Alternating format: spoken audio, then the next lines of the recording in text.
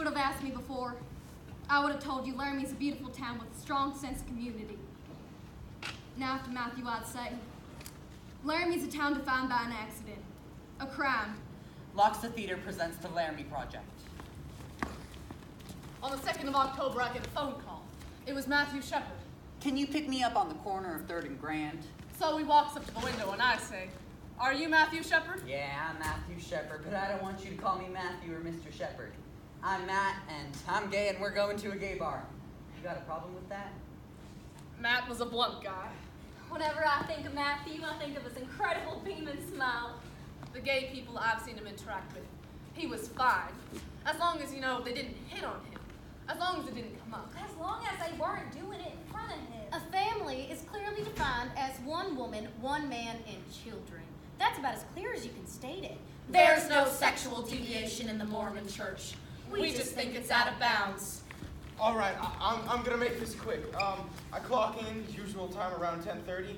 Then Matthew Shepard comes in, alone. Now approximately 11:45. Then Aaron McKinney and Russell Henderson come in. They stated that Matthew approached them, that Matthew came on to them.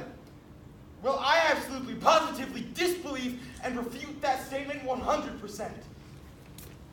The fence. It's so stark and so empty that you can't help but think of Matthew out there for 18 hours. A friend of Matthew's took us to the fence this morning, and I broke down the minute I touched it. On the way back, I made sure no one saw me crying. Well, I took off on my bike about 5 p.m. on Wednesday from my dorm.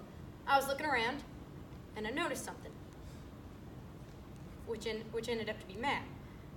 So I ran to the nearest house, and I called the police. I responded to the call. I got out of my vehicle, and I raced over. On Matthew Shepard, he was covered in dry blood. The only place he did not have blood on him was what appeared to be where he'd been crying. I was working the hospital the night Matthew Shepard was brought in.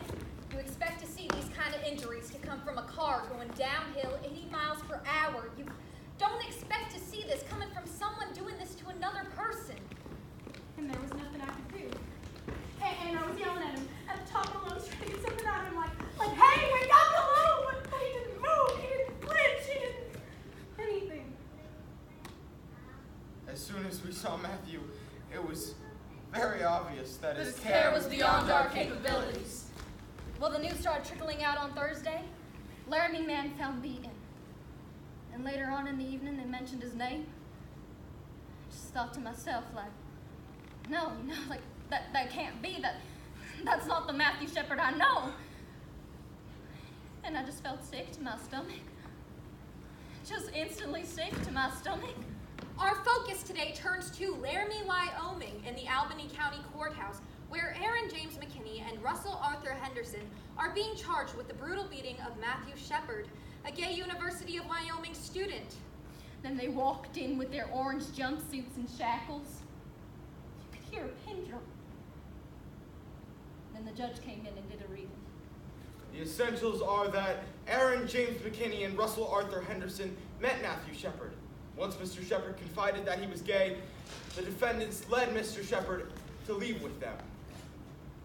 They tied their victim to a buck fence, robbed him, tortured him, and beat him. I don't think there was one person who left that courtroom who wasn't crying at the end of it. Just kept getting more and more horrific, ending with, said defendants left the victim begging for his life. As a gay college student lay hospitalized in critical condition after a severe beating, this small city wrestled with its attitude towards gay men. I am outraged and sickened by the heinous crimes committed on Matthew Shepard. I extend my most heartfelt sympathies to the family. Governor, you haven't pushed hate crime legislation in the past. I would like to urge the people of Wyoming against overreacting in a way that gives one group Special rights over others. We will wait and see if the vicious beating and torture of Matthew Shepard was motivated by hate. At 7 p.m. October 9th, Matthew's parents arrived at his bedside. The following statement is from them.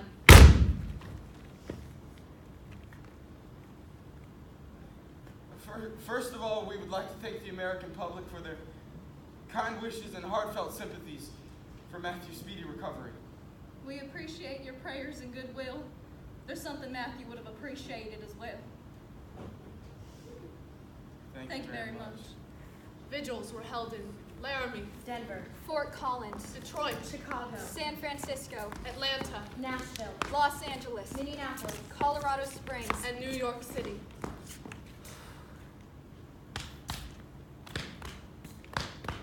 At 12:53 a.m., Matthew Shepard died.